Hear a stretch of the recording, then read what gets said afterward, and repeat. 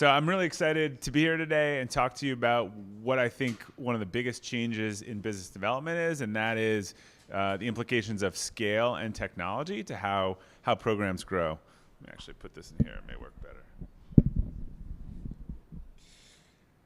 All right, so this is really what we see going on. We see partner marketing, business development, and this little world I've grown up in called affiliate marketing, which I'll explain a little bit more for those of you not familiar, really converging into what I call performance partnerships. And it's driven by a few trends. You've got sales going digital. Forrester says by 2020, digital will be part of every sale. You have 40% of all companies now going direct to consumer, but actually you have 90% of consumers saying they'd work directly with the business. So this is totally messing up the distribution model for most businesses. And then you have a shift to performance and people wanting to pay on performance. McKinsey did a study and 63% of CMOs said they can't tell if their marketing works in the short term or if they're getting a return on investment on their money. So this is a structural problem.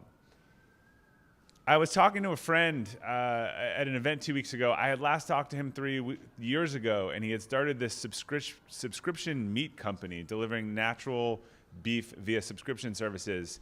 And at the time, he was doing about $2,000, $5,000 a month, and he won this award for a business organization and I said, wow, Mike, seems like it's doing well. Did you guys raise money? No. Well, what are you doing now? Well, we're doing about $2.5 million a month in sales. And I said, well, what did you do?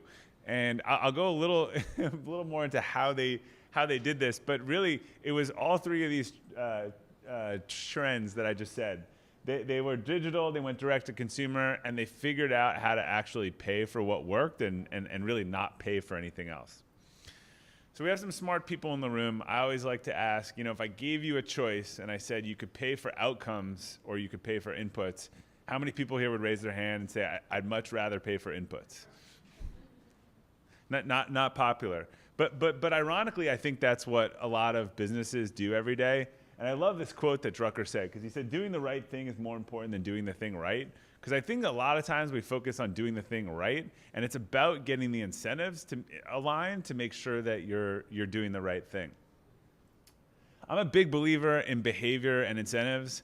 Most of these scandals they all involve incentives. We made this little change of people making mortgages didn't have to actually worry about if the mortgage was repaid about 10 years ago, and it almost brought down the global economy because they could just sell them and move on. You had pharmacy reps found it was really profitable to encourage doctors to prescribe things that off-use labels, and investment advisors who were paid on the performance of the fund basically always recommended the fund that had the higher fee and the lower performance. So we know that behavior and incentives follow each other. We just can't seem in our business development and marketing a lot of times to get this aligned. So if I asked you, where in your business are you paying for something and you have no idea what you're getting in return, I won't ask you to raise your hand and go around, but everyone's got that thing that jumps into their head, the bleeping PR firm or something like that's been bugging them because they just don't feel like the incentives are right. They see they're working hard, but it's not working. So there are a couple of things going on. I think a lot of businesses are scaling the wrong things. They're becoming, as Drucker said, really efficient at things that aren't driving results for their business. But we also see, and for a lot of people in this room, that you're not able to scale the right things. You've got these business development partnerships, and they're great. But if you've ever talked to someone who's on a BD team, you'll hear, oh, well, that's sitting in BD, and we're waiting for agreement, and we're waiting for red lines. And you have this deal, and it's great. You just can't do it 5 times over and do it fast. And this is where this little model called affiliate marketing is really evolving and pretty quickly taking itself into the business development world.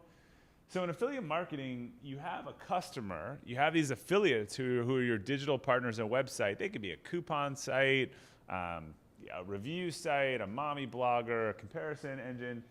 Everything is tracked through these affiliate networks. So they send a click through a network, it goes to the merchant closes the sale, they send a ping back to the network knows which affiliate it came from, and they kind of debit their account for what they're owed. And in this way, in the marketing channel, you've been able to find tons of these little partners who maybe would do $500 a month or $1,000 and scale them in a way that's meaningful in addition to the large partners. And this has really occurred in a network-centric model for years, and why it's hasn't been part of business development, because these guys charge 30% of each sale. And so if you had a business development deal, you weren't going to do it this way and pay a huge cut to someone who was supposed to be bringing you new traffic. But what it has done and what that model can do for business development is really provide the scale and automation that is missing today, and to do things in new and exciting ways.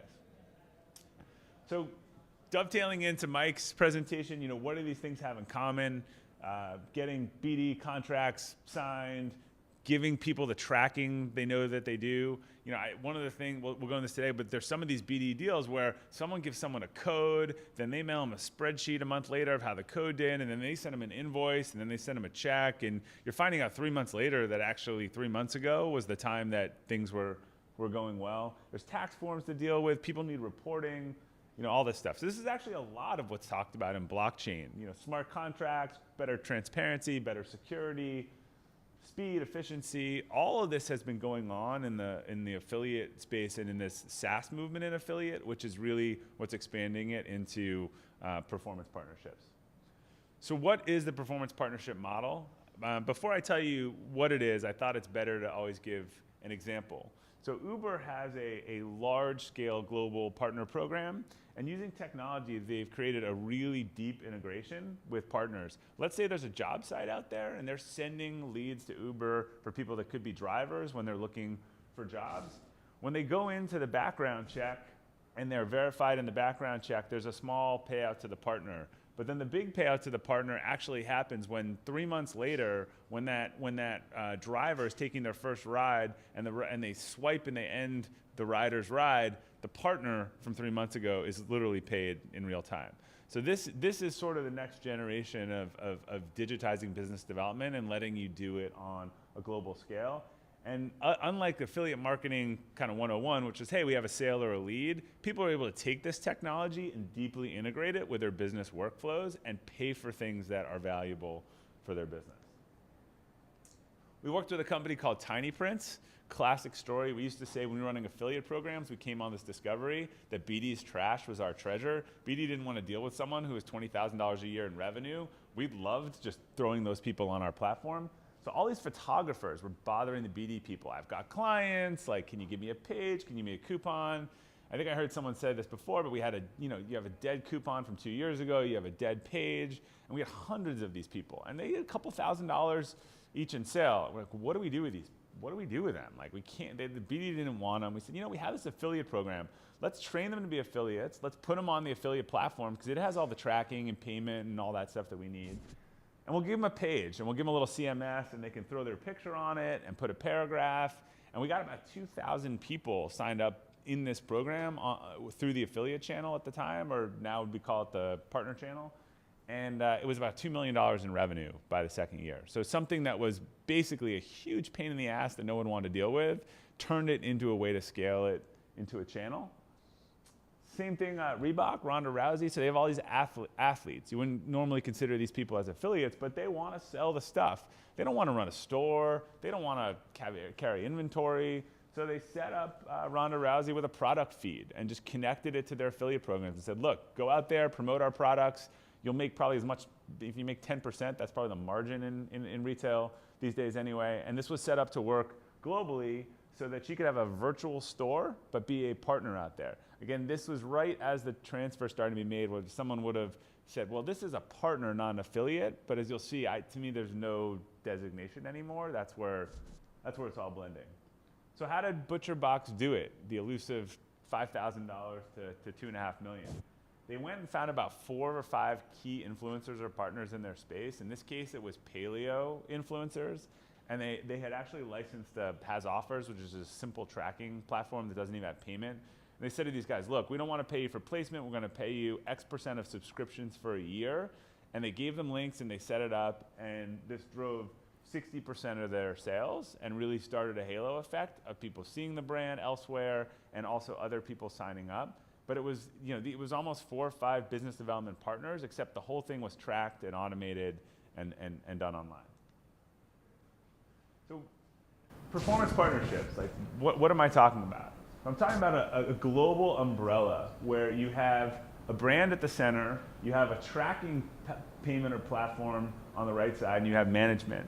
And what's really changed today is that you have old affiliate networks like you might have heard of, Commission Junction, Share a Sale, LinkShare, but you have these newer networks like Mike spoke before, Performance Horizon, Impact Radius, that are licensing you this technology and giving it to you on a fixed basis or a license fee so that you can run your own program under your name. And they're giving you the ability to run a digital business development program that you control. So you can take all your brand aligned desktop mobile partners, in addition to all your affiliate partners, all these new performance channels that are kind of getting lost and you're doing separate deals and tracking and codes, all the PR influencer stuff, to me that's just another form of performance marketing. I don't know why people are paying one set of rules here and another. And then business development and partner marketing and even referral programs. There's some companies that are just way overusing their referral programs. We talked to someone who had for Honest Company, and she's like, the referral program is much more lucrative than the other programs you have. So I have like $15,000 in credit for diapers, but I really would prefer to make money with your company. And this is one of the problems when you have all these different programs that have different payouts. So the smartest companies are just having a single program. They get rid of all the arbitrage and rebrokering. Like there's one way to work with us, and you do it directly with us, and here's how you get paid. And a friend of mine who's running the Uber's Global Partner Program, they're also, I should say, a lot of these programs now are named partner program, not affiliate program. So changing their vernacular, change how other people within the company think about it, and saying, hey, we're working with this partner, and we're working on a plan with them, rather than we're working with an affiliate, which sounds like a very loose designation. So this is his view, which I thought was really interesting. You know, the biz dev could really handle the top 15% that was like the complicated, multi-million-dollar, need a custom contract and need all that stuff. You know, the rest of the people in the middle really should be put on a standardized program. Someone comes to you, you don't know whether they're going to do well. One of the contracts, biggest headache for BD people, right? Last night I upgraded my iOS operating system on my phone. I think I gave them permission to sell my kids' pictures like in perpetuity. You don't read it, you hit click. I think people forget about the contract model. Like, look, there is no negotiation. Accept our contract and you go. You can still go in the system and say, hey, I want to pay you 20% or I want to pay you 10%, I want to make the terms this. You can customize the terms, but what we're really seeing is people don't need all these different agreements and stuff. And actually giving them the opportunity to negotiate on all these variables slows things down. If they're really that big, it's worth it. But if you really are sitting with a pile of these guys on your desk and not doing anything, and you're running one of these programs, you send it over to the people that are running them, and you load them onto the platform, and you say, look, if you really crush it, then let's talk about a custom deal. But otherwise, they're just sitting on your desk rather than being in a platform that's tracking them, paying them automatically, giving them the real-time data they need. If they have a huge day, they know they have a huge day, so they can double down on that tomorrow. So the four elements of a performance partnership that I think differ from a lot of where traditional affiliate marketing went awry, and the first is paying on a CPA. So there's a difference for me in performance marketing between I know it performed or not, or I literally don't pay unless I get what I'm looking for. I think the CPA or the cash on delivery model, where you say, here's what it's worth to me, and you pay what you get, is the cornerstone of a real performance partnership program. Transparency of partner activities. You should know these aren't these obscure people you're working with you don't know. You should know who you're working with, what they're doing. It's a partnership. It's not a transactional thing that a lot of affiliate marketing used to be. Again, ongoing partnership. We have a problem. We had a mistake over a product that should have been commissionable or a new thing. You don't just go take away all the fees and say because you can. This is like, it's an ongoing partnership. You're using the platform to manage it, but there are real people behind it, and there's negotiation and work that's done together. These two things are really different from the old school affiliate marketing. It was very transactional. You might not have known who your partners were or what they're doing, and in these new programs, the companies expect everything to be transparent. And then the real-time tracking and payment. So the technology that's out there now, like I showed you with Uber, the ability to see where your referrals are in the workflow, how they're doing, when you're getting paid, when the check's being released, all this stuff is just a huge burden from the partner and business development team, and it makes the partner smarter. It also gives you the ability to push something to all of your partners at once and have it be ready for for them to use. Let's say you're launching a new product tomorrow or a new offer. You can get the pictures, images, everything all to them at once. They can go in and pull it down. And what this model does is it harnesses this power of marketplaces. When you think about why Uber and Airbnb have scaled so quickly, they've created a marketplace, right? Uber doesn't own cars, Airbnb doesn't own property. What they've done is they create the system for other people to come in.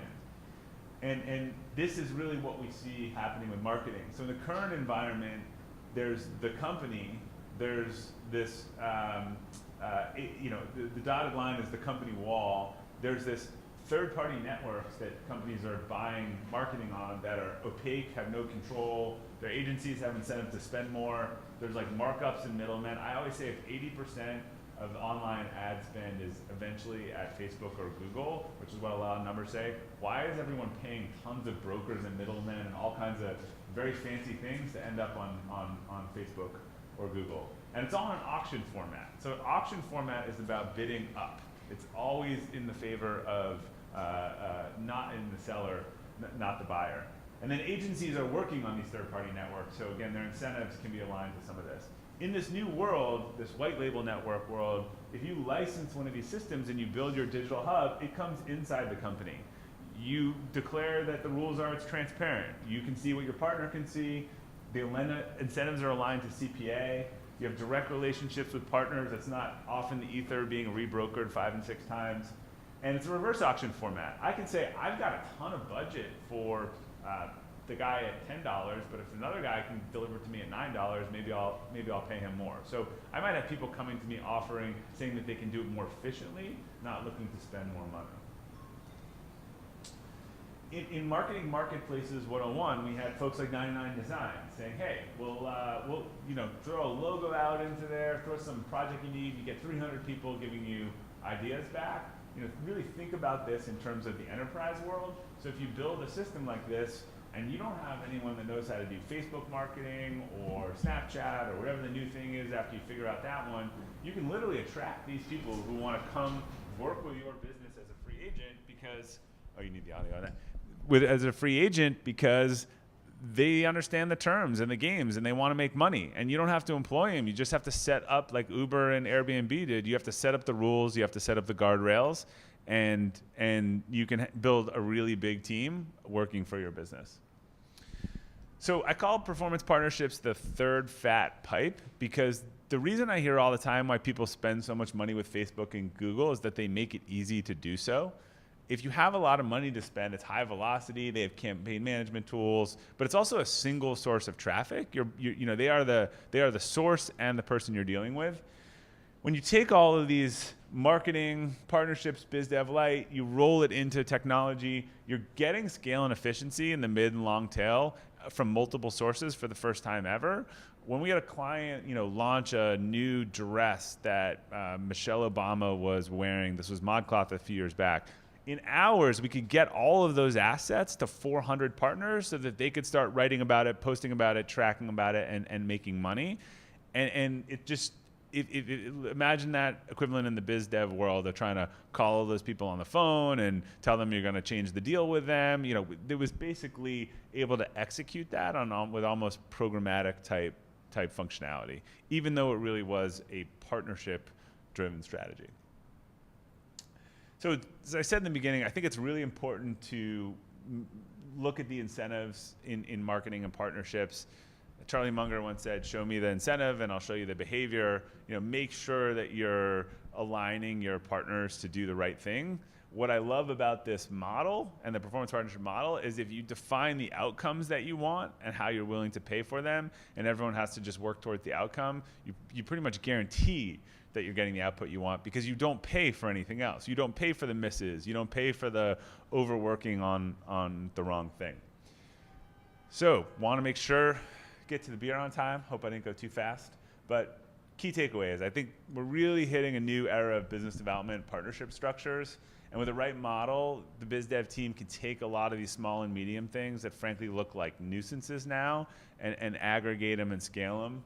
And into something that is a meaningful channel and starts to really cross over several different departments. What's really interesting is a lot of our clients who are running these white label or SaaS-based programs for the first time ever, and I've been doing this for a while, the BD teams are, hey, what is this, and how could we use this, and how does this work? Because they see it under their brand and under their label, and they see a fixed fee. Those conversations really never existed with the in the affiliate marketing world, because they just weren't comfortable sending their partners to an outside network. So I'm happy to take a few questions. Hang around after for cocktail hour, and if you didn't get a book, they should be all around somewhere. Please take them so I do not have to carry them home. But thank you, and happy to answer any questions. Yeah. So you mentioned at one point about how it's becoming hard for B teams to manage a large distributed network of partners. And, Yeah. operationally, and sort of get them paid and all of that. And so I was wondering, have you encountered any platforms that are particularly useful to that? And I ask because it's like a very personal question. Yeah. I actually tried to onboard and use a platform for this at JustWorks, and got about 6 months into the process, and it was just like went off the rails completely for a variety of reasons. And I found it really hard to find a good solution for that. Yeah, there are a lot of in-house ones, in the enterprise space. Mike, who spoke before, Performance Horizon, Impact Radius, I think they are the fastest growing that are really set up. There's a lot of these ones that require software engineering and customization, more of like the has offers type stuff, which I think if you're not a developer, it's probably not a great solution. So those are the ones I've seen. I've even seen people use something like ShareASale. They just use a low-cost affiliate network, negotiate, and say, look, this is worth 10 to 15% to me all day long, to not have to pay these people and deal with the tax forms and do all this stuff. There's a few more hands somewhere. Did I scare you off now?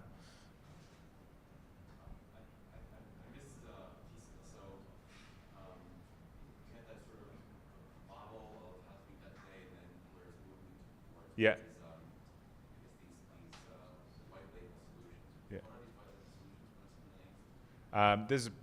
Mike spoke this morning. Performance Horizon, Impact Radius are two of the biggest ones now that are growing. There's ones that people have used for a while called Cake.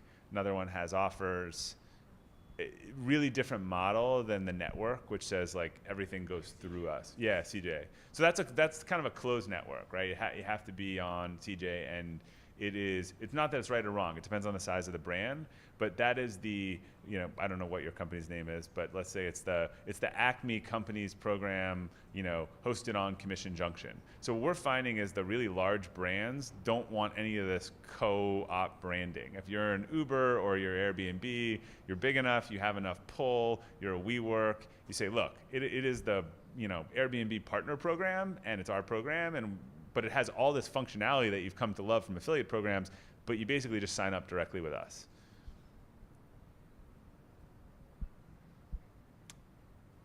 Any other questions? Great. Thank you very much.